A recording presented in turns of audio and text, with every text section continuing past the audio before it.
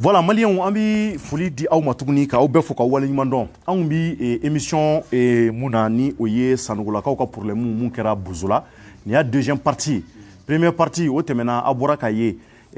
mun de kɛra dɔgɔkun tɛmɛnen a bɔra ka ye anw dara du dɔ kɔnɔ Bozola ni o ye sanugulakaw ka du ye. Bozola kɔnɔ nana an dara sɔrɔ o kɛmɛ ka denbaya bɛɛ gɛn ka bɔ kɛnɛmana na. Musow cɛw denmisɛnninw bɛɛ sigimɛ kɛnɛmana na mun y'an dabali ban. A don an tagara maa caman kumana u yɛrɛ ka du kɔnɔ maa caman kumana musow kumana f'u kun bɛ ka kasi a ye maa caman dabali ban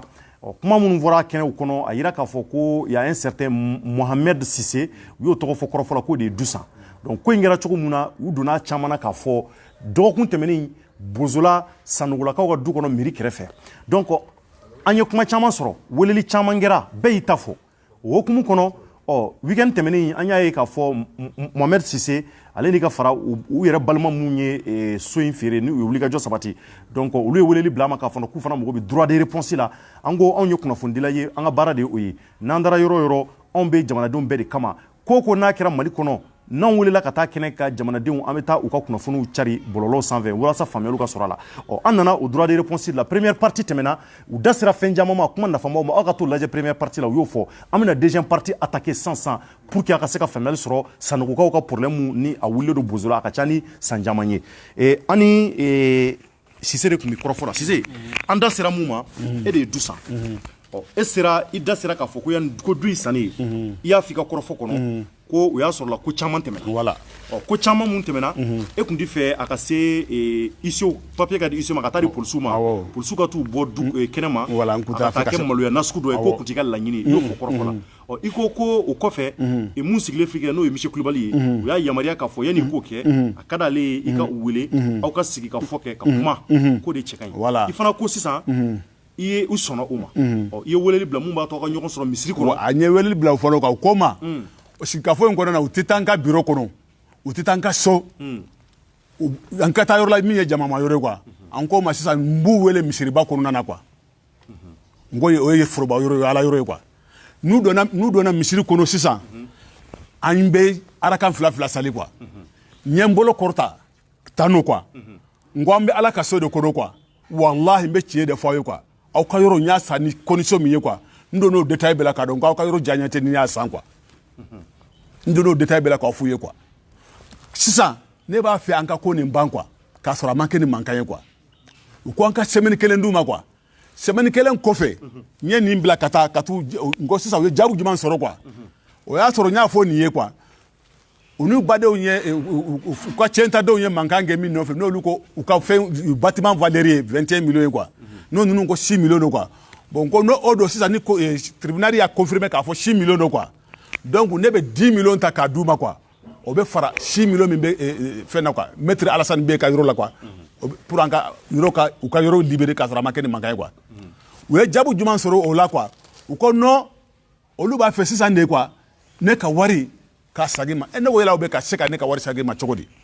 ne ye yɔrɔ san 2011 a san 11 de ye ɲinan ye quoi k'a ta 2011 la fɔ sisan magasin 5 bɛ yɔrɔ kɔnɔ quoi a magasin 5 quoi a mana kɛ cogo o cogo kalo o kalo la quoi a bɛ 500 sɔrɔ quoi san kɔnɔ 6 millions san 8 kɔnɔna na quoi a bɛ bɛn 48 millions ma quoi 48 millions a kan ka bɛn o ma quoi n ko aw de bɛ k'o ta n ko aw bonifisera dɛ aw badenw bɔra yɔrɔ la aw ka fɛn bɛ yen aw n'u ye mankan kɛ 21 millions 6 millions min na quoi aw tila tuguni ka 48 millions sɔrɔ ne bɛ tila tuguni n bɛna 10 millions d'aw ma ka fara 6 millions kan quoi n ko a ye jate minɛ quoi a k'aw lajɛ a ka bɔ ten quoi o ko non sisan olu ma jɛ ni fɛn ye o bɛ de ne ka wari de segin ma ne ko hali ni ne ye document ta k'a d'aw ma bi quoi aw tɛ se ka a sago parce que aw ka baden mɔgɔ 11 min filɛ nin ye quoi n'olu y'a signé notaire la k'a fɔ jɛna n'a ye sanni quoi est-ce que hali mɔgɔ kelen bɛ jɛ n'a ye k'a signé k'a d'a ma yɔrɔ tɛ e tɔgɔ la a t'i fa tɔgɔ la quoi a b'i mɔkɛ de tɔgɔ la quoi a b'i mɔkɛ min tɔgɔ la quoi o mɔgɔ 11 de jɛna n'a ye quoi ka yɔrɔ feere ne ma quoi k'a signé notaire la quoi hali ni ne ye document ta k'a d'e ma est-ce que e bɛ se ka mɔgɔ sɔrɔ min e bɛ se k'a feere wa i tɛ se k'a feere o mɔgɔ 11 bɛ jɛ ka papier signé k'a d'e ma wa a tɛ tɔgɔ la a t'i fa tɔgɔ la quoi donc n ko ni ko b'o cogo la sisan aw t'a fɛ ka sɔn ne quoi o kama an tagara ICO ka sira fɛ quoi bon u bɔli ma kɛra araba de quoi tarata don ni min sigilen min filɛ quoi ani 3e commissaire ani a kadugien o mɔgɔ 3 taara tuguni du in kɔnɔ quoi ka taa f'u ye k'a fɔ sisan boli papier b'an bolo quoi mais an b'a ɲini aw fɛ a ka kɛ sutura la quoi n'a bɛ don min sɔrɔ a ka bɔ quoi ka yɔrɔ d'a ma quoi u ye commissaire jaabi jumɛn na quoi u ko fo n'a y'an bɔ fanga na n'o tɛ an tɛ bɔ commissaire u y'o de fɔ commissaire nin sigilen filɛ nin ye quoi a kɛra o de ɲɛna wa wa a kɛra nin de ɲɛna quoi surtout a ma kɛ ɲɛna wa e k'o yɔrɔ jaabi o témoignage kɛ sisan ne bɛ kan ka fɛn bɛɛ témoin ne donna la cogo min na kana se fo degré ne kan ka o bɛɛ de témoignage kana bila fo an bɛna donc an bɛna tila ka so voilà o kɔfɛ sisan u bɔlen kɔfɛ tile 6 kɔfɛ u bɔra k'u ka minɛnw bila kɛnɛ ma o bɛ k'a fɔ démolition an ma démolition kɛ dɛ u bɔra de u bɔlen kɔfɛ tile 5 n'i bɛ yɔrɔ san sisan quoi n'i bɛna jɔ quoi a mana kɛ cogo o cogo hali n'a sɔrɔ ni kogo kɔrɔ de b'a la quoi i bɔ yɔrɔ manipuler fɔlɔ quoi anw y'o de kɛ sinon an ma démolition kɛ quoi u bɔlen kɔfɛ tile 5 tile 6nan parce que u bɔra araba alamisa juma samedi ntɛnɛn anw taara quoi an ka so travaux daminɛ quoi bâtiment kɔrɔ minnu b'a la quoi an y'olu ci quoi sinon an ma fɛn kɛ quoi démolition kɛ quoi mais o yɔrɔ mun a taara bâtiment minnu aw le ci olu le ci ayi an ka so kɔrɔ minnu bɛ yen quoi kɔgɔ kɔrɔ minnu bɛ yen quoi ani fɛn o fɛn bɛ yen so kɔnɔna quoi anw y'olu de bɔ yen an bɛna an ka baara daminɛ quoi o kɛra araba d'accord voilà o kɛra mais o fɛnw bon sisan mais min ye n dabali ban olu ye ne intervention min kɛ Bamakɔ misiriba kɔnɔ quoi ne y'u wele k'a fɔ sisan ka nin proposition ninnu kɛ quoi u ye video min kɛ quoi u da ma mɔgɔ si la quoi u y'a kɛ komi ka bɛ ala k'an da ma ɲɔgɔn ye quoi olu mɔgɔ saba de bɛ du in kɔnɔ quoi jama min bɛ ka mankan kɛ k'a fɔ an bɛ nin mɔgɔ si tɛ du kɔnɔ mɔgɔ 3 dɔrɔn de bɛ du in kɔnɔ quoi Basiru n'a dɔgɔnin ani filani musoman in quoi olu mɔgɔ 3 de bɛ du kɔnɔ quoi olu mɔgɔ 3 de bɛ du in kɔnɔ quoi si ye sisan quoi bon ne olu mɔgɔ 3 de wele ka fara ne ni ninnu mɔgɔ 3 kan an taara sigi Bamakɔ misiriba kɔnɔ an ye min kɛ a ka ca ni heure 1 ye quoi an bɛ baro la n ye yɔrɔ sɔrɔla chance min na k'a bɛɛ f'u ye quoi k'a kɛ baro yɛrɛ simplement quoi ka tila tuguni ka nin wari 10 millions proposition ye quoi 10 millions bɛ fara 6 millions kan quoi ka tila tuguni u ye san 8 min kɛ n'u bɛ ka kalo o kalo 100 ta yɔrɔ la quoi n'o bɛ bɛn 6 millions par mois ma quoi o san 8 o bɛ bɛn 48 millions ma quoi n ko n jɛn'o fana ko quoi u ka bɔ sinon ne kan ka plainte k'o la quoi bon ko n'u jɛna ne ko ne bɛ jɔ o bɛɛ ko quoi nin bɛɛ la u ka jaabi kɛra jumɛn ye quoi donc ko olu de bɛ ne ka wari segin ma n ko aw bɛ ne ka wari segin ma cogo di déjà ne ka wari déjà aw ka tiɲɛta den bɛɛ lajɛlen wari partage olu bɛ ni ɲɔgɔn cɛ quoi aw tɛna se ka taa 4 ma k'a fɔ wari di quoi o kɔrɔ de ye hali ni ne fana dun papier ta k'a d'a ma aw tɛ se k'a feere mɔgɔ 11 de ka signature bɛ yan quoi n'olu ye a signé quoi olu bɛna fɛn kɛ procuration kɛ ka d'e ma wa mais yɔrɔ in cili sisan o b'a jira k'a fɔ a yamaruya bɛ e bolo ka taa yɔrɔ in ci yan o yamaruya b'i bolo wa yɔrɔ cili yamaruya bɛ ne bolo mun na quoi ne y'u labɔ yɔrɔ de la quoi u bɔlen kɔfɛ pewu yɔrɔ la ne ka kan ka na yɔrɔ baara de kɛ quoi par exemple sa quoi n'i ye mɔgɔ bɔ ka yɔrɔ la pewu k'a ban quoi o fɛn filɛ nin ye se o papier kɛ a yɛrɛ y'a signé k'a fɔ a bɔra yɔrɔ la a jɛna ka bɔ yɔrɔ la quoi o kɛra tile 5 kɔfɛ ne ka kan ka na baara daminɛ quoi ne taara ka taa n ka yɔrɔ manipuler c'est-à-dire k'a da kɛɲɛ quoi voilà ne taara ka taa da kɛɲɛ quoi d'accord Cissé nin faamuyara an bɛna tila ka kɔrɔfɔ di aw ma nka yan'o cɛ mɔgɔ bɛ ɲininkali dɔ la rapidement Sanogo yɛrɛ kɛrɛfɛ Sanogo mun ni o ye du in yɛrɛ den ye a bɔra ka kɔrɔfɔ faamuya video partie fɔlɔ la nin ko in de kɛra Sanogo la du kɔnɔ bozo la a yɛrɛ ɲɛ bɛ monsieur Sanogo la ale ko ko du in feereli ale de bi ko bɛɛ kalama an y'o fɔ video partie fɔlɔ la a ko mɔgɔ 11 olu de tɛgɛ nɔ bɛ gafe in na minnu ye tiɲɛtadenw ye c'est à dire que olu fa de ta ye du ye a y'o de fɔ kuma na n'i ma fili a ko la ko mɔgɔ 11 a filɛ nin ye ko mɔgɔ 11 ko olu de y'u tɛgɛ nɔ bila ka jɛn n'a ye k'a fɔ ko du in ka feere ko baasi foyi t'a la k'u jɛnna n'a ye nka ko n'a kɛra wari ye wari min bɛ yen ko u yɛrɛ bɛ se ka so dɔ sɔrɔ u yɛrɛ kelen-kelenna ye k'olu bɛɛ bɛ jɛn n'a ye donc o mɔgɔw de filɛ nin ye a y'o yamaruya d'an ma k'an k'u tɔgɔw fɔ autorisation de vente a filɛ nin ye ko nous signons les frères Sanogo atteste avoir consenti la vente de notre héritage, une cour 6 à Nyarela, rue 380, porte 136, 6 juin, la liste des héritiers signataires. Mamadou Sanogo, Chaka Sanogo, Seydou Sanogo, Sanoussi Sanogo, Amadou Sanogo, Amidou Sanogo, Ya Sanogo, Korotoun Sanogo, Amata Sanogo, Natugune Sanogo et Worokia Sanogo. Bon matin, en éclairement. Donc, on va y aller à la fois, et à la fois, olu de Djeranaï. Ale kuma de ɲɛfɔ olu ye k'a fɔ ko ale kɔni bɛ fɛ du in ka feere mun b'a to bɛɛ ka se ka fɛn dɔ sɔrɔ ka se ka du jɔ u yɛrɛ ye k'ale y'o kuma fɔ k'o kɛra ka tiɲɛta den ninnu bɛɛ sɔrɔ yen u maa 11 donc k'o kɔnɔna na ko bɛɛ y'i tɛgɛnɔ bila tɛgɛnɔ mun bila ale ko da dɔrɔn tɛ fo bɛɛ k'i tɛgɛnɔ bila o ka taa n'a ye mun ye notaire ka yɔrɔ ye walasa ko ninnu ka se ka boloda o kɔfɛ démarcheurs olu ye wulikajɔ daminɛ ni ka se ka marché ɲini so la mɔgɔ nana ko ka na k'u bɛna so san ko dɔ ko $60,000 dɔ ko $80,000 olu y'a yira k'a fɔ ko nin wari in fɛn fɛn bɛ yen nin bɛɛ ka dɔgɔ n'a fɔra olu mɔgɔ 11 wari in ka tila u ni ɲɔgɔn cɛ a wari bɛna dɔgɔya mɔgɔ si tɛna se ka i yɛrɛ halala so sɔrɔ donc u nan'u t'o la u nana ye k'a fɔ an fa ni o ye Mohamadi Sise ale ye $100,000 fɔ o ta cayara ni tɔw ta ye donc ko u y'a ye k'a fɔ u ka wari ka ca Sanogo k'a ka kɔrɔfɔ tɛmɛnen na video partie fɔlɔ la ko olu ye wulikajɔ kɛ ni ka se ka taa Sise deli k'a ka sabali Ala yɛrɛ kama a k'a lajɛ ka dɔ fara $100,000 kan k'a ka kɛ $130,000 ani $30,000 ye walasa ni du in ni wari in bɛ tila cogo min na olu mɔgɔ 11 fɛn bɛ ni olu bɛɛ ta ye du ye n'olu ye tiɲɛtadenw ye olu bɛɛ ka se ka wari sɔrɔ wari min bɛ k'a bɛ se ka kɛ sababu ye u ka se ka so sɔrɔ a la ka se ka u ka musaka wɛrɛw k'a la donc ko mun kɛra a yɛrɛ bɔra ka Sise ka kuma mɛn Sise y'a yira video partie fɔlɔ la k'a fɔ ko ale y'a miiri ale ma girin ka sɔn ten ale ye tile damadɔ bɛɛ kɛ a miiri la kɔfɛ a nana fɔ ko baasi t'a la nka ko waati dun y'a sɔrɔ la k'a fɔ ko soko b'ale la o tɛ ale ka yɔrɔ dɔ de bɛ yen ko garage dɔ tun bɛ yen ale tun bɛ fɛn ka taa yɔrɔ in a ka butigi mun bɛ yen boulevard public da la voilà boulevard public da la doni ka gɛlɛn quoi gɛtɔrɔn da la garage kun b'a la quoi donc n b'a fɛ ka bɔ yen i tun bɛ fɛn ka bɔ yen ka taa yen donc k'o de la ale y'o kɛ nka ninnu ye nin mun kɛ ale fana ko baasi t'a la n bɛ 30 fara a kan walasa yɔrɔ in ka se ka di yan donc o wulikajɔw kɛra ka taa ko notaire ka yɔrɔ la walasa so in a ko bɛ se ka taa cogo u y'o de fɔ kɔrɔfɔ la donc komi Sanogo bɛ n kɛrɛfɛ hali bi n bɛna ɲininkali mun bolo da la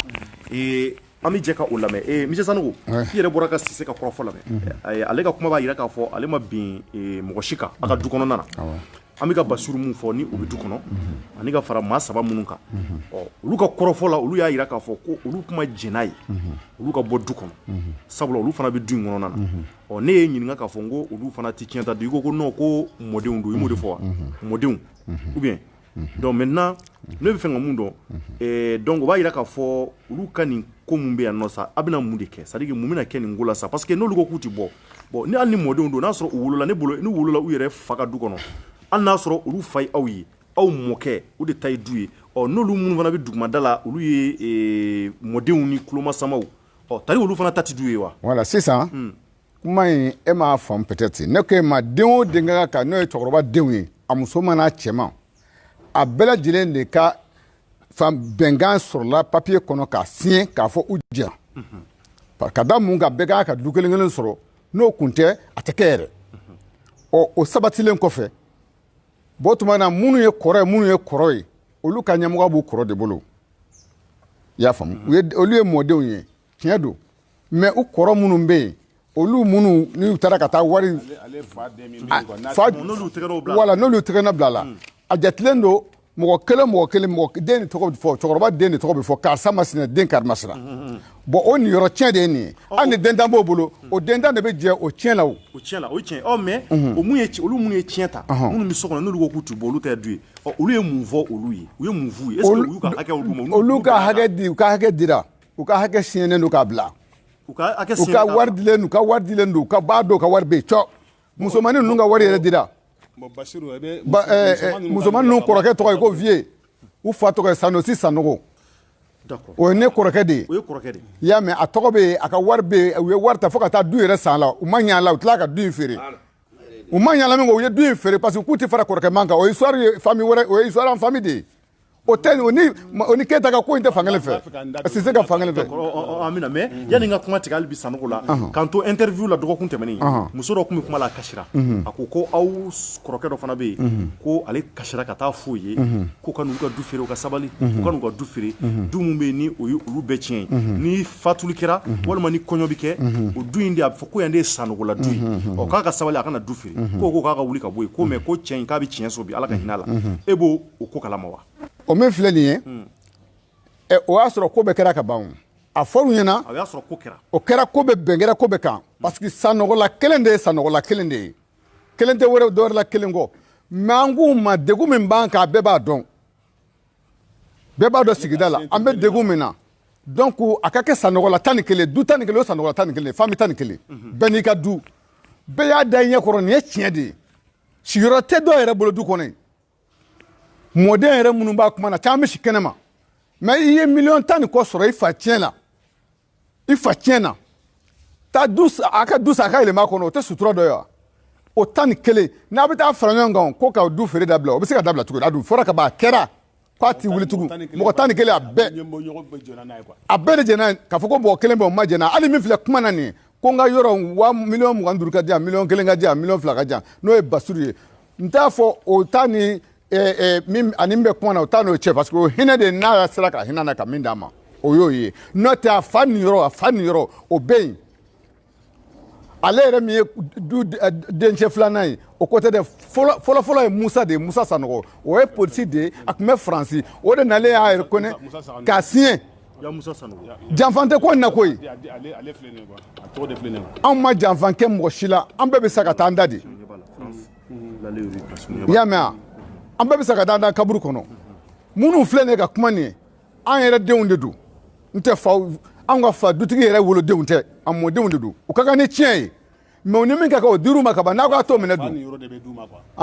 faw ni yɔrɔ de bɛ d'u ma o bɛɛ tɛ fa ni yɔrɔ de dir'i ma o mɔgɔw b'i jɔ i ta la et puis bɛɛ ta dama ka kɛ de bɛɛ ta i bi bɛn du kelen kelen de ma ni min sɔrɔla o kɔfɛ o y'i ka hɛrijɛgɛ de ye kɛlɛyɔrɔ bɛ min n'i ko la ko magasin min b'a kɔnɔ ayiwa a hinɛna a ka n'o ci ten nɔ moyen wɛrɛ t'ale ɲɛma yɔrɔtigi min ye yɔrɔ san o ka hinɛ ka nin k'i ye o ye bɛnkan dɔ ye sinon o yɔrɔ tɛ Mali bɛɛ min bɛ se k'a fɔ ko ni anw y'an fanga yɔrɔ feere ko tiɲɛ t'a la ko an ye namara kɛ o tɛ yen u k'an wele an b'u jaabi papier bɛɛ tɛ e yɛrɛ t'a la han ni min sara wari tatɔ denw filɛ i ma denw ye i ma mɔdenw ye ne bɛ se ka témoignage dɔ di olu ta la quoi e bɛ se ka mun fɔ o la yanni an ka kuma tɛmɛ voilà muso fila min filɛ nin ye quoi u kɔrɔkɛ min bɛ yen nɔ quoi kɔrɔkɛ yɛrɛ tɔgɔ quoi kɔrɔkɛ min Wiye Sanogo ale n'olu de bɛ fa la quoi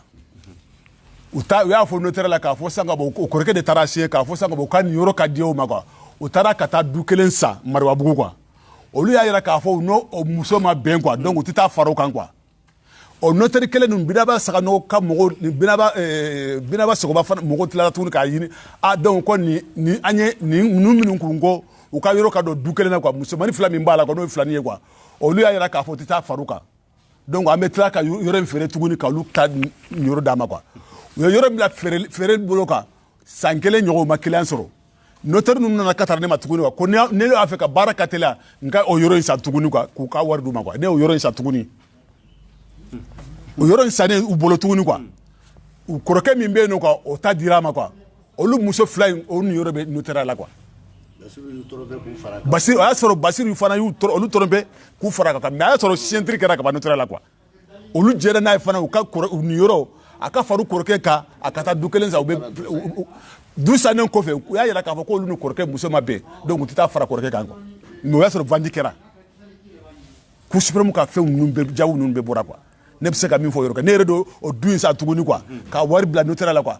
u ka sɔrɔ ka u kɔrɔkɛ nin yɔrɔ d'a ma olu mɔgɔ fila nin ta bɛ yen nɔ quoi pour éviter de manquer a tɛ tɛmɛ nin kan Sise maintenant an hakili la maaw tulo b'a la o ye faamu an bɛ gɛrɛ Kulubali la Kulubali an y'a mɛn k'e fana bɛ caman kalama ko in na k'u bɛ de wele ko sirifukɛ o tɛ yan ɔ Kulubali kɛlen sirifukɛ ye i b'a sɔrɔ kɔrɔ wɛrɛ b'o la anw t'o kɔrɔ dɔn a tɛna sɔrɔ yen sirifu tɔgɔma don d'accord donc maintenant e bɛ mun kalama ko in na réellement depuis a daminɛna fo ka na se sisan ma ne bɛ min kalama an ka foli bɛ filɛlikɛ jama bɛɛ ye ne bɛ min kalama nin ko in na ne taara don ko in la dernière minute la don dɔ la Sise ye ne ka patron ye a bɛ n bila a ka ci caman na ne de taara Sise ka bureau kɔnɔ ka taa sɔrɔ Sise ni issue bɛ kuma la donc ani issue bɛ kuma la donc o y'a sɔrɔ u tilala baara bɛɛ la u tilala baara bɛɛ la gɔrɔsi b'u bolo fɛn bɛɛ donc k'u bɛna mɔgɔ bila ka taa ɲɛrɛla bozola yɔrɔ in na pour que ka taa sommation d'u ma ka délai d'u ma u ka bɔ n'u ma bɔ u bɛ taa u labɔ u bɛ na ni force de l'ordre k'u labɔ diyagoya ne de ko n ko Sise n ko e bɛ ka bozola yɔrɔ min fɔ n ko ne dɔnbaga bɛ sɔrɔ a yɔrɔ la dɛ n'o y'a sɔrɔ i bɛ se k'a to Ise ni commandant tatɔ a tɔgɔ polisiw tatɔ ne ka da u kan ka taa a kuma ka kɛ ne ɲɛna donc vraiment o bɛ diya n ye a y'o accord di ne ma ko ne ka fara u kan n ka taa a ka kɛ ɲɛna donc ne taara a don an sigira an kumara u tilalen kuma bɛɛ la Ise ni polisiw wulila ka taa ne ko ne bɛ to yen fɔlɔ parce que ne nana ci dɔ de kama ne bɛ to yen ne tolen yen nɔ ne ye Basiru lasigi ne kumara n ko bɔn Basiru ne bɔra ko in kalama bi de donc c'est à dire fɛn caman tɛmɛ ne yɛrɛ n'u cɛ quoi somɔgɔya dɔw b'an ni ɲɔgɔn cɛ fɛ ne yɛrɛ nana ne y'o bɛɛ fɔ a ye ne ko bɔn ne tɛ fɛ nin ko in ka tɛmɛ nin sira in fɛ a bɛ ka taa sira min fɛ ne kɔni kumara Sise fɛ n bɛna aw lasigi aw ka kuma n'o y'a sɔrɔ i bɛ fɛ ni Sise ka sigi ka kuma vraiment ne tɛ fɛ nin ko ka kɛ tan a ka nin ko ɲɛnabɔ aw ni ɲɔgɔn cɛ o ka fisa quoi donc Basiru donna kuma ɲɛla k'a ɲɛfɔ ne ɲɛna Basiru ko a yɛrɛ ye bâtiment yira ne la ko ale ka bâtiment ale ye wari min don bâtiment na ko n'a ka di ye a bɛ taa reçu bɛɛ ta ka na $21,000 ani dɔɔni donc ko ale y'o don bâtiment la n'a fɔra k'u nana ko ka n'o expertise kɛ ko k'o kɛ $5 ou bien $6 k'ale bɛ se ka jɛn n'o ye cogo di ne ko a ma a donna n ko bɔn mais solution ɲini i ni Sise ka sigi est ce que ni Sise sɔnna ka $21,000 d'i ma o bɛ kɛ ko bannen wa a ko ne ma ko ni ale ka fɛngɛ o de n'ale y'o sɔrɔ donc o ye ko nɔgɔyalen ne bɛ ka kuma ni Ala cɛ la fɛn min tɛmɛna ne n'a ni ɲɔgɔn cɛ n bɛ k'o de fɔ kuma ne ye interview min kɛ kuma kɔnɔna la ne b'o témoignage de kɛ donc sisan ne taara fɔ Sise donc pour que u ka sigi ka ɲɔgɔn ne ye tile damadɔ kɛ n b'ale wele téléphone na n bɛ Sise wuli fo ka na rendez-vous sɔrɔ ni ɲɔgɔn cɛ u sɔnna don min na a ko n ma n ko bɔn n ko u ka na an ka na Sise ka bureau kɔnɔ a ko k'a tɛ taa Sise ka bureau kɔnɔ k'a tɛ taa yen ne ko bɔn n ko an b'a kɛ cogo di n ko an ka taa u ka yɔrɔ ko ayi ko a mana kɛ Mali yɔrɔ o yɔrɔ u bɛ taa yen mais a tɛ taa Sise ka bureau kɔnɔ donc sisan ne ko a tɔgɔ ne ka sɔrɔ ka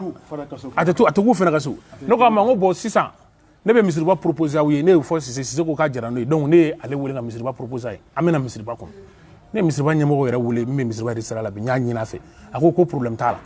donc n taara n'u ye fo misiriba kɔnɔ bɛɛ an mɔgɔ saba Sise ani Batugunɛ ani ne ani olu mɔgɔ saba taara u donna minnu ka nafila seli u ka nafila seli an sigira an kumara kuma caman fɔra ye fo ka tila ka laban kɛ baro ye i y'a faamu donc Sise ye kuma o kuma fɔ a seginna o kuma ninnu bɛɛ kan donc ninnu fana k'u hakilinaw fɔ donc u nana ka na dɔgɔkun kelen de di ɲɔgɔn ma dɔgɔkun kelen dira u ninnu ma k'u k'u miiri yanni o dɔgɔkun ka ban donc u ka se ka jaabi jɔnjɔn di parce que a yɔrɔ la ne ma fili kuma kɛra fɛn minnu kan Sise y'a yira k'a fɔ ko gɔrɔsi dafalen b'a bolo ale ka papier dafalen b'a bolo sariya b'a bolo k'u labɔ u ye fɛn minnu kɛ du kɔnɔ u ye magasin ni fɛn minnu wari minɛ vraiment ale bɛ jɛ u kɔ u bolo donc u ka bɔ vraiment ka sɔrɔ a ma kɛ ni mankan ye i y'a faamu wa a don Basiru yɛrɛ y'a jaabi ko a tɔgɔ ko n'o dɔw b'i bolo ka ban a banna an ka kuma bila an ka fɛ ne ko non n k'a tɛ se o la n ko a don ne ko ne de ye maître de cérémonie an b'aw sigi an bɛɛ bɛ kuma aw fila bɛ ne ye sinankunya Sise ni ne ye sinankunya aw sanɔgɔlakaw ni ne ye sinankunya donc a b'a sigi an bɛ kuma donc an ye kuma ka na kuma bila min kan k'an ka dɔgɔkun kelen d'u ma donc jaabi min b'u fɛ u b'o di. o y'a sɔrɔ mais kuma wulila mun kan. kuma wulila ko an ka une semaine de d'u ma donc parce que u ka c'est-à-dire u ka proposition dɔ kɛ k'an ka une semaine de d'u ma donc u b'u miiri donc après tile damadɔ kɔfɛ ne y'u wele Basiru ko ne ma ko ne k'a fɔ Sise ko Sise ka proposition kɛ ne ko an k'a ma aw de lamɛn an bɛ ka aw de lamɛn an sigilen bɛ ka aw de kɔnɔ n'a ko ne k'a fɔ Sise ko Sise ka proposition kɛ ko ni Sise ye proposition kɛ wagati min na ko ne k'ale wele donc an bɛ ɲɔgɔn ye aw de fɔ n ye ne Sise ye proposition kɛ wagati ne k'ale wele an bɛ ɲɔgɔn ye a don kɔfɛ ne taara Sise kama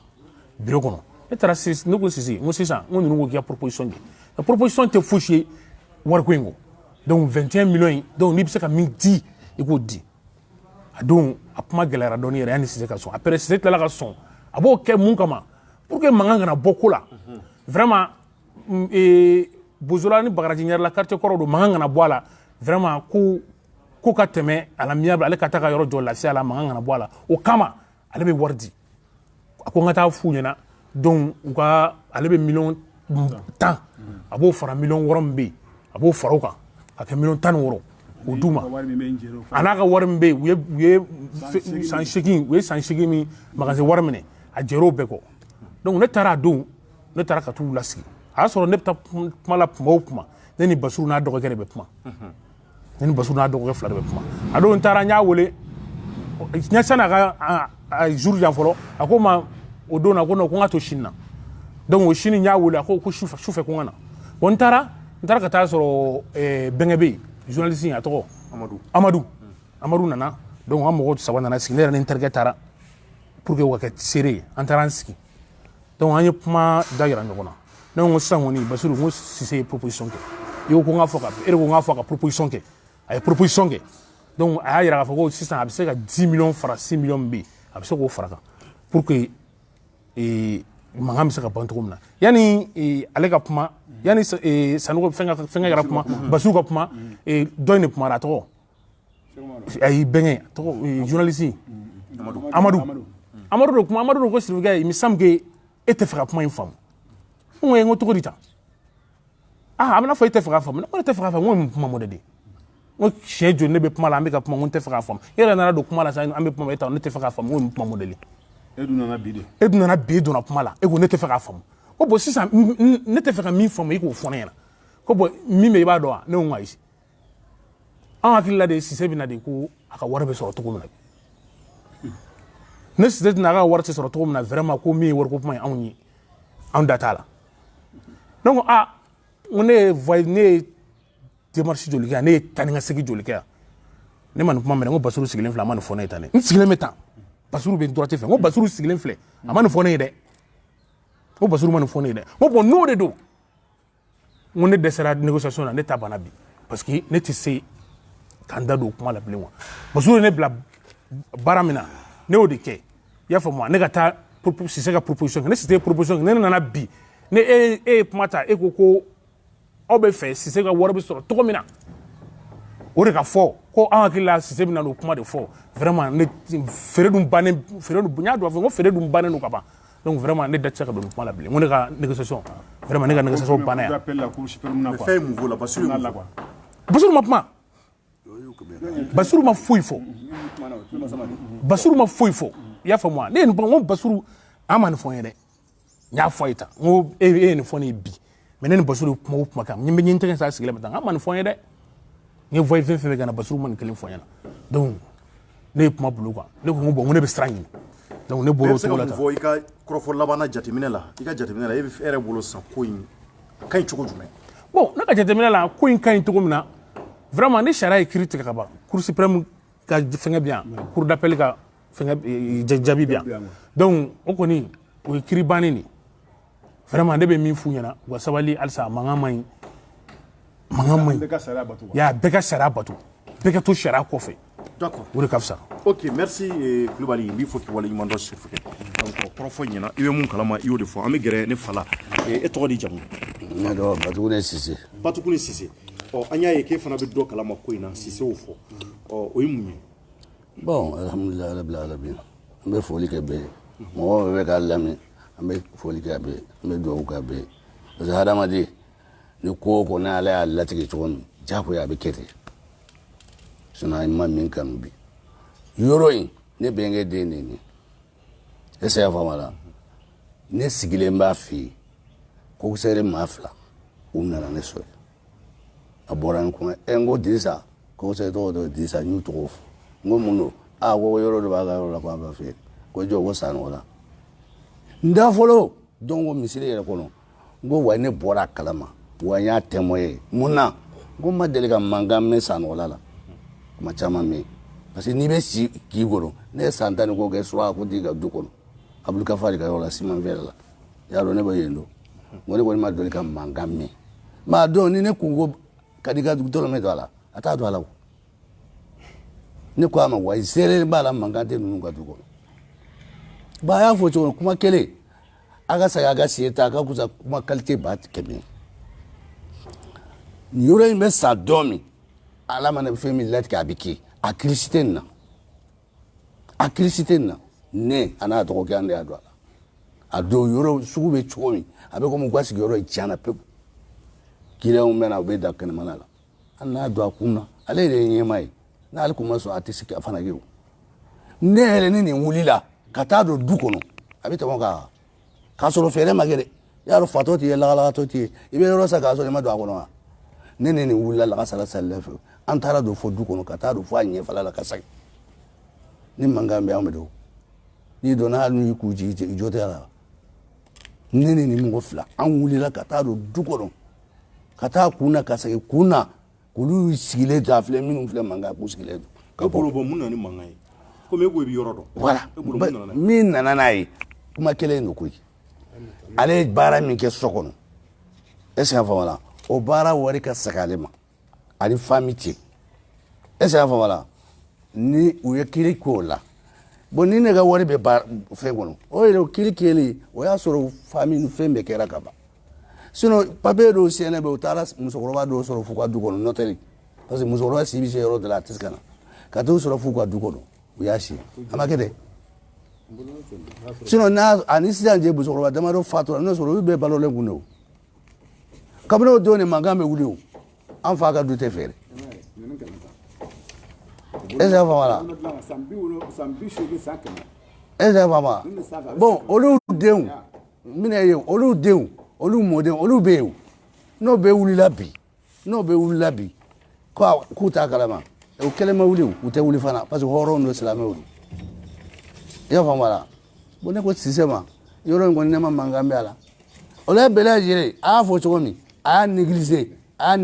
tile an ye min kɛ ɲɔgɔn na a bɛ tile ta bɔ est-ce que faamu a la bon ko nana se yɔrɔ dɔ la ko wayi n'a kɛra ten komi sanni feere kɛra nin cogo ye yɔrɔ in fana ne y'a dɔn yɔrɔ in bɛ ne ni e dɔgɔnin ni kan donc hali ni ne ma nin yɔrɔ in san sa ninnu degunnen de bɛ yan to yan sa u kuma sirilen de bɛ to yan donc ne b'a lamina ne b'a san donc a taa ka bɛn ka papiyew dilan an ka taa ɲɔgɔn sɔrɔ notɛri fɛ an taara o cogo la e notɛri ka wari b'i bolo i kana miliyɔn 100 ni miliyɔn 30 don ko wala san 10 mun y'a se o fana ma walahi bilahi ala bɛ an don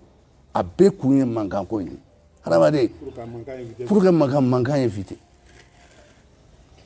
est ce que voilà a bɛɛ kun ye ne yɛrɛ bɛ digi a kan sirifukɛ yɔrɔ dɔ fɔ sisan k'a fɔ ka domasɛri ka dɔ fara u ka wari kan nin da fɔlɔ ye min fɔ a ko miliyɔn 2 miliyɔn 3 n ko ba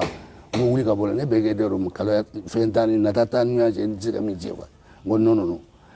ni an ka miiri polisiw ni fɛnw ta nin na an bɛna min ca a ka ca o mankan bɛna wuli hali n'a sabatira sabali mais nin kɛra ne bolo an ka 10 miliyɔn yɛrɛ d'i ma ka fara u ka fɛn kan a kɛra ala ɲɛna bon n'o bɛɛ nana kɛ o c'est à dire n ba i jɔ ma di i tɛna foyi fɔli mɛ n ko nin bɛɛ lajɛlen ne bɛ k'o kɛ komi soyɛnifɛn fɛn namaralen i dun dalen min b'a kɛlɛ la a dalen bɛ nin bɛɛ la bon kuma laban mana kɛ min ye ko n'a mago b'a ka wari la o bɛ maa ta sɔn ye dɛ se ka mun sɔrɔ kɔrɔfɔ labanw la bon ne kɔni bɛ min f'u ye komi a y'an wele ta vraiment diyara ye kojugu parce que a ka kuma laban na n y'a ka kuma fɔlɔ mɛn an y'aw ka kuma mɛn maa mina ninnu fara ka kuma parce que dɔw b'a dɔn a ka mɔgɔ ninnu qualité ka ca dɔw bɛ yen o bɛ se ka direct maa fɔlɔ min y'i fɔ ka se k'o kɛ jo ye k'o kɛ fɛn bɛɛ mais a ka kuma laban na n y'a mɛn n y'a dɔn mɔgɔ dɔ a bɛ baara min na a b'a dɔn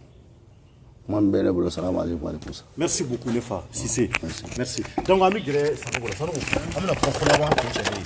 ni n'o bɔra an b'a kuncɛ ni Sise yɛrɛ ye a yɛrɛ bɛ kuma dɔ fɔ k'a kuncɛ maintenant maliyɛnw kɔni ɲɛ b'an na bi Mali kɔnɔ ani Mali kɔ kan maliyɛnw Sanogolakaw ka du problème don n'i y'a ye an nana droit de réponse de sabula an da donna a la dɔgɔkun tɛmɛnen alamisa an mago bɛ ko tiɲɛ de la k'a tiɲɛ dɔn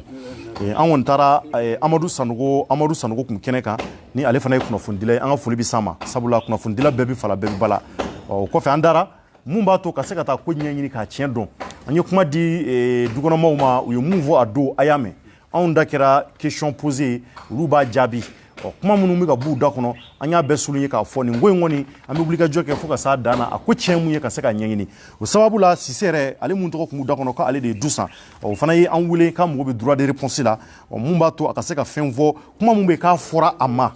an ka bɔlɔlɔ sanfɛ Sanogolakaw ka du sanni ko la k'a b'a yɛrɛ lajɛ a bɛ kuma u ka kɔrɔfɔ yɛrɛ la an nanen kan don briefing na u y'a jira k'a fɔ yɛrɛ olu ka laɲini yɛrɛ tɛ hali u ka bɔ réseaux sociaux la nin y'a siɲɛ fɔlɔ ye pour la première fois u k'u sigi u ka bɔ jala olu kunkolo ka ye u kuma sɔn hali u kunkolo ka bɔ u ko ko non k'olu kunkolo tɛ bɔ n'a bɛ se ka kɛ kumakan ye an ko nin baara in bɛ cogo min na a ka ɲi aw kunkolo de ka bɔ aw ka kuma n'a sɔrɔ kuma min b'aw bolo aw dalen b'a tiɲɛ na a bɛ bɔ aw ka kuma jamanadenw ka aw ye u sɔnna u ko baasi foyi t'o la nka nin y'a siɲɛ fɔlɔ ye wa k'u dalen b'a nin bɛ sɔn ka k'a siɲɛ laban ye nin waati in na Sanogo b'an kɛrɛfɛ an bɛna kɔrɔfɔ laban dalen ma nin ko in na i bɔra ka papiyew bɛɛ yira na ka yira k'a fɔ ko nin ye l'autorisation de vente la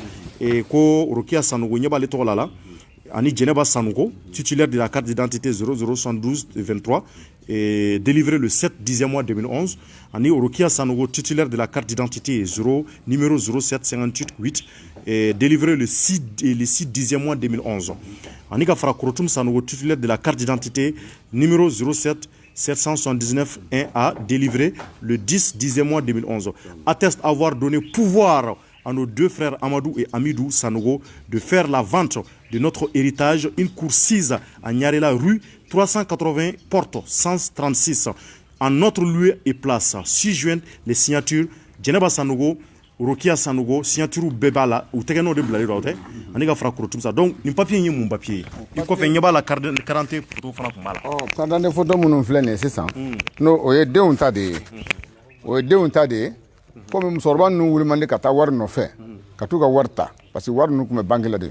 À chaque de compte diruma. Ah, comme bangla. Au kata chacun de eux notariat là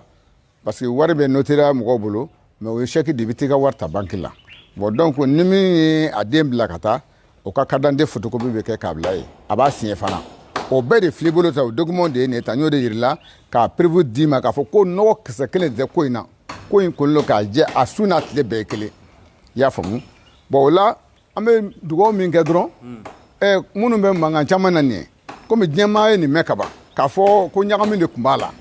an nya yira ka fo nyagami tala prevu bambolo be ya me fana fentugu de be kene ka nere de fentugu prevu bambolo ya me mi ya san fana madu ala kunfe namara tala bon donc ni ko yira kono memena ke ni mesimisi ko akabu o ngania yira de ke be chenin kana sika adusuma kana kasi nimina nimpengata yu nu nyon che suna on ta banana mena donc il faut prévu ba obulo yo prévu bedi justice taw mamu ndege blala la o abe o bedi ba obulo abe adafale de be kele maje noko foiti ko noko foiti te ya wole yene wole yorora papier dafale mena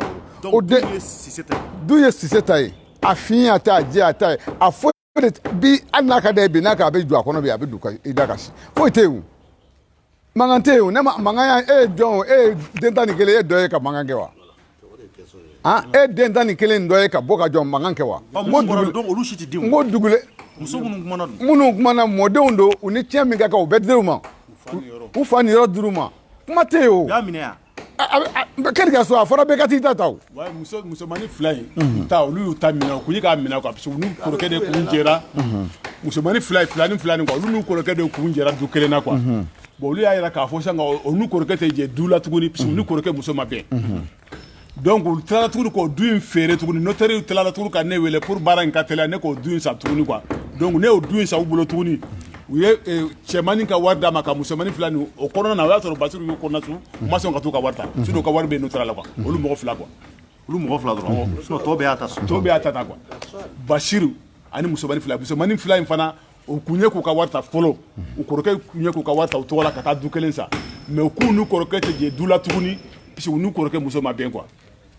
donc notaire ye kɔrɔkɛ wajibiya a ka du bɛ fɛɛrɛ o la tuguni ka k'u yɔrɔ d'u ma quoi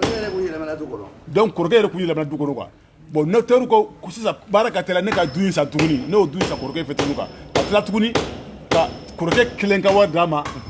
ka sɔrɔ ka musomannin fila ninnu ka wari bila notaire la quoi o de kɔnɔna na o y'a sɔrɔ Basiru y'o kɔnɔna su u k'u tɛ t'u ka wari ta quoi sinon départ la quoi Basiru yɛrɛ bɛ ka min fɔ nin ye quoi n'a sɔrɔ ale b'a fɔ sisan quoi n tɛ sanni la quoi munna ale bɛ 21 millions proposé munna ani a faw taara kiiri la o la quoi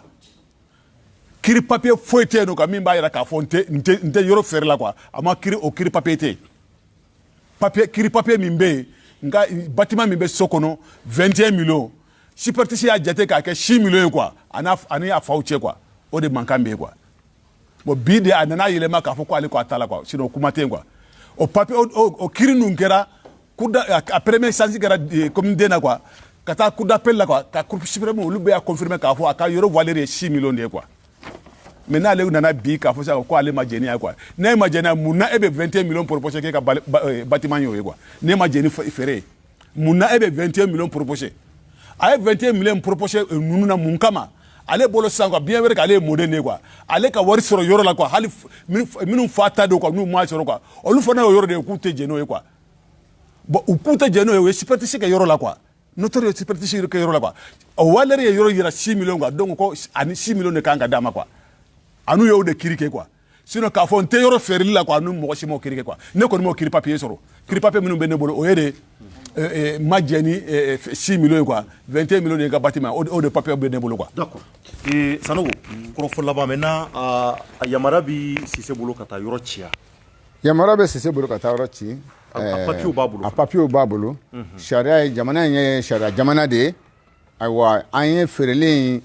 an ye adhesion ta ni yamara de ye sariya fana de ye sariya mɔgɔw fana de jɛra ka a d'an ma ka papier d'an ma k'a fɔ ko an autorisé len don k'an ka baara kɛ o baara min kɛlen o tiɲɛta papier bɛɛ de kɛra tiɲɛta papier de tara fana ka baara in bɛɛ kɛ feereli fana na Sise ma o feereli fana kɛra a ɲaɲuman de kan a ma kɛ ɲajugu kan dibi t'a la foyi t'a la. I y'a faamu. Kɔrɔfɔ laban jumɛn b'i bolo. Min kɔni bɛ ne bolo. Cour suprême de fana ye yɔrɔ fana délibéré maître Alassane Beye ma quoi ale de y'u ka tiɲɛ tila quoi Cour suprême de y'o wajibiya o kan quoi papier document ta k'a di maître Alassane Beye ma quoi ale de ka tiɲɛ tila quoi. D'accord. Sanni kɔfɛ quoi. Sanni kɔfɛ. Kɔrɔfɔ laban. Kɔrɔfɔ laban bɛ ne bolo ne kɔni bɛ min f'u ye ne bɛ mun f'u ye n'Ala ye mun latigɛ o y'o bannen de an bɛ dugawu de kɛ. Minnu y'an kɔ anw bɛ nimisa de kɛnɛ de kan mɔgɔ si t'a la deli i fa ka sa mais i se t'a la o mɔgɔ t'a la deli i kɔrɔ ka sa i se t'a la mais an y'a dabɔ jigisigi de kama bon o tuma na ni ko kɛra ka ban feere dun kɛra awa ne kɔni b'u deli u ka hakili sɔrɔ ka segin kɔfɛ parce que min ye fɛn san sariya bɛɛ b'a bolo papier bɛɛ dafalen b'a bolo. Ndugudugu yɔrɔ t'a la yɔrɔ cili o yɔrɔ fɛn ta o a bɛɛ papier b'a bolo donc ne yɛrɛ kana sigi ka kuma tan a fɔra ko papier ko dɔ de y'a papier suɲɛ ka taa feere a ma o ko ka jɛ ne b'o kɛnɛ de kan nin ye mɔgɔ 10 min bɛ dugukolo jukɔrɔ aw kumana ne b'olu ka ayiwa kɛnɛ de kan nin ye ka ko ka jɛ kɛ. I y'a faamu. Donc a mɔgɔ caman fatura. parce que mɔgɔ min fatura a kɛ ni sisan cɛ mɔgɔ 3 de fatura an tɔ kɛra mɔgɔ 2 ye n'Ala ka diɲɛ ye. Okay. I y'a faamuya o de hali bi an bɛ dugawu kɛ mɔgɔ tɛ ban i joli la an bɛ dugawu kɛ Ala ka hakili ɲuman d'u ma Ala ka hakili ɲuman d'u ma ne ye Amidu Sanogo de ye Ala ka hakili ɲuman d'u ma. Merci. Mamadu Sise kɔrɔfɔ laban nin ko in na parce que e de yɔrɔ sanni kɔfɛ i yɛrɛ y'a fɔ i ka kɔrɔfɔ la k'i ka laɲini tun tɛ mankan ka bɔ a la. Voilà. Ko n'i tun b'a dɔn a ko tun bɛ kɛ tan k'i tun t'a san mais yɔrɔ nana san ka ban Ala y'o latigɛ ko e ye ko bɛɛ kɛ mun b'a to bɛnw bɛ se ka na ne ye ɲini ko tari n k'i ma sariya sɔsɔ tari i ma bɛnw kan wa tari i dalen b'a la k'a fɔ i bɛ ka taa yɔrɔ in minɛ u la tiɲɛ ta yɔrɔ don tari ko ninnu e bolo a taara i y'a yira k'a fɔ ko bɛɛ taara sira fɛ maa minnu y'a feere ni o ye Amidu yɛrɛ ye a y'a yira k'a fɔ ko ale de ye tiɲɛ ta den dɔ ye ko bɛɛ jɛnna n'a ye maa minnu tɛgɛ bila a la maa 11 a y'o bɛɛ prévu yira na tɛgɛ n'o bɛ gafe la donc maintenant e kɔni n'i y'a ta k'a lajɛ e yɛrɛ bolo e tun bɛ fɛ ko in ka kɛ bɛn ni sabati kɔnɔ k'a fɔ mankan man bɔ a la polisiw ma taa ka taa maaw jira diɲɛ na nka ko kɛra tan maintenant e ka laɲini ye mun ye sa kɔrɔfɔ laban na. Bon ne kɔni ka laɲini min ye kɔrɔfɔ laban na quoi hali bi an bɛ dugawu de kɛ Ala ka hakili ɲuman d'u ma quoi comme ne kɔni y'a dabɔ min kama a y'o dépasser olu ka niveau la quoi parce que ne tun t'a fɛ an filɛ ka se yɔrɔ min ne tun t'a fɛ an ka kɛ tan quoi ne tun b'a fɛ déjà parce que ne ka n y'a f'i ye c'est à dire kuma i bɛ segin a ka tiɲɛ caman a ka faamuya quoi. Gɔrɔsi sɔrɔlen kɔfɛ de ne ni intervention ninnu bɛɛ kɛ quoi gɔrɔsi sɔrɔlen kɔfɛ ne ye ninnu wele ka taa Bamakɔ misiriba de la quoi ka tila ka n bolo kɔrɔta k'a yira Ala la quoi ka dɔn ni fɛn san cogo bɛ ye quoi n b'a fɛ an ka nin ko in kɛ nɔgɔya la quoi a ka ban quoi ne y'o bɛɛ de ɲɛf'u ye quoi bon yɔrɔ min fana bɛ yen nɔ quoi n'u bɛ k'a fɔ u bɛ da sariya kɔfɛ o yɔrɔ la quoi ni n b'a fɛ k'o jɛya quoi bɔli papier de dira ne ma quoi ne y'u bɔ n ka yɔrɔ de la quoi tile 5 kɔfɛ u ye a signé i se bolo k'a fɔ an bɔra yɔrɔ la foyi tɛ yɔrɔ la kuma min tile 5 kɔfɛ ni ne bɛ yɔrɔ jɔ ne bɛ taa yɔrɔ manuele so o y'a sɔrɔ so dɔw bɛ yen nɔ o cilen b'a kɔnɔ a mɛnna quoi kabini mɔgɔ fɔlɔ minnu bɔra olu y'u ka porte n'u ka fɛnw bolo quoi donc olu fana bɔlen kɔfɛ tile 5 kɔfɛ ne b'a fɛ ka na n ka baara daminɛ quoi n taara ka taa a fɔ policiers ka donc ka taa n sécuriser n ka baara la quoi n taara ka taa baara daminɛ n'o ye quoi sinon u bɛ ka min fɔ k'a fɔ n ye démolition kɛ n ma démolition kɛ dɛ n y'u labɔ de quoi u labɔlen kɔfɛ tile 5 u labɔra araba alamisa juma samedi jumasi lundi an bɛna an ka baara daminɛ quoi an taara ka taa yɔrɔ manuele sinon ma démolition kɛ quoi voilà i ka laɲini ye mun ye n ka laɲini ye min ye dɔrɔn ka Ala ka hakili ɲuman d'u ma quoi n kun t'a fɛ fɛn ka kɛ cogo min a kɛra ten quoi voilà Sise voilà marakakɛ awa an b'i fo k'i waleɲuman dɔn d'accord maintenant maliyɛnw a bɔra ka kɔrɔfɔ mɛn de b'a daminɛ depuis vidéo partie fɔlɔ la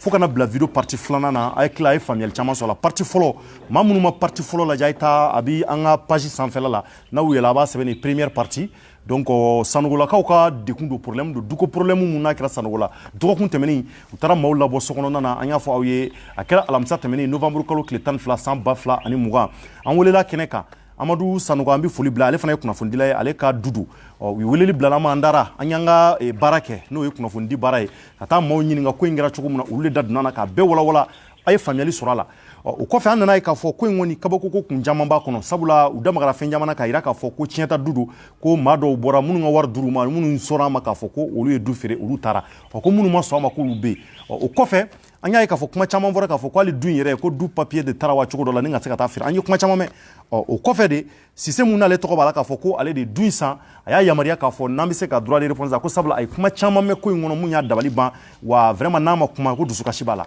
an ko baasi t'o la n ko bi kɔni an b'an gɛlɛya cogo na sugu bɛɛ n'an sera ka bi sɔrɔ min na an nalen filɛ o de la ka droit de réponse d'a ma ani Amidu Sanogo ale mun fana ye du den dɔ ye donc u ye mun fɔ a yɛrɛ bɔra k'a mɛn an tɛna segin o bɛɛ kan a y'a yira k'a fɔ ko in kɔni olu kɔni ye du in san sariya kɔnɔ wa a kɛra dudenw ka yamaruya kɔnɔ maa minnu ta ye du ye minnu bɛ du in ko kɔnɔ maa 11 u bɛɛ tɛgɛnɔ b'a la u taar'u ka wariw ta nka u y'a yira ko maa 2 bɛ olu ma taa ta nka kuma caman fɔra ko in yɛrɛ problème yɔrɔ min na ko du mun bɛ kɔnɔna kɔnɔ ni o ye Basiru ka yɔrɔ ye ko ale de ko yɔrɔ in k'ale ka yɔrɔ bɛ taa $21,000 na ko fo de ka di ale ma ko nka ko n'i y'a ta k'a lajɛ u ma se ka ɲɔgɔn faamuya o yɔrɔw la sabula Cissé y'a yira k'a fɔ ale tɛna se ka o don la yɔrɔ in kɔni sara ka ban mais ale ka du bi so in kuru in kɔnɔ yɔrɔ in y'ale ta ye ka ban donc mankan nana ko yɔrɔ de la donc an hakili la faamuyali caman sɔrɔla la an bɛ mun fɔ an ka laɲini belebele jamana kɔnɔ o ye hali bi justice ɲɛnama bɛ se ka na cogo min na sariya in kɔnɔ an da b'an ka Mali kiiritigɛla ɲɛnamaw la a kiiritigɛla ŋanaw u bɛ jamana in kɔnɔ yan hali bi an b'u bɛɛ fo k'u waleɲuman dɔn k'a fɔ Mali kɔnɔ yan n'i y'a ta k'a lajɛ anw ka jamana yɛrɛ kɔnɔ dekun belebeleba caman bɛ a bɛɛ bɛ boli duko problème de kan an bɛ taa kɛnɛ caman kan nka a ɲuman vraiment an b'a fɔ Ala ka seliji bɔ a ko kan Ala ka tiɲɛw bange sabula sariya sigikun ye o de yɔrɔ minnu bɛ yen k'o ma faamuya ka se ka faamuyali don o yɔrɔw la donc an b'a fɔ hali bi Ala ka faamuyali don ko ninnu kɔnɔ n'an bɔra ko mun kalama ko tɔ in na inshallahu an ka wulikajɔ wɛrɛ sabati ka se ka o da aw tulo kan an b'aw fɔ ka waleɲuman dɔn aw balimakɛ n'aw denkɛ kun don Cɔrɔnɔ Njayi ouverture média la ani Mamadu Jefaga an bɛ an ka sponsor officiel fo ni o ye boisson W7 ni boisson mun bɛ yen n'ale ka ɲi maa ma kosɛbɛ n'i y'ale gulɔ maliyɛnw ale ka ɲi maa biɲɛw ma ani maa kɔnɔna a bɛ maa bila forme na kosɛbɛ donc an b'a fɔ W7 minbaw ye Ala ka barika d'u la W7 Ala k'a ko yiriwa an b'aw fɔ ka waleɲuman dɔn k'a fɔ an bɛ ɲɔgɔn sɔrɔ ouverture média la inshallah dans quelques instants ni kunnafoni wɛrɛ minnu bɛ an b'olu da aw tulo kan Ala ka tile hɛrɛ ko ɲuman di an bɛɛ kelen kelenna ma merci à toutes et à tous.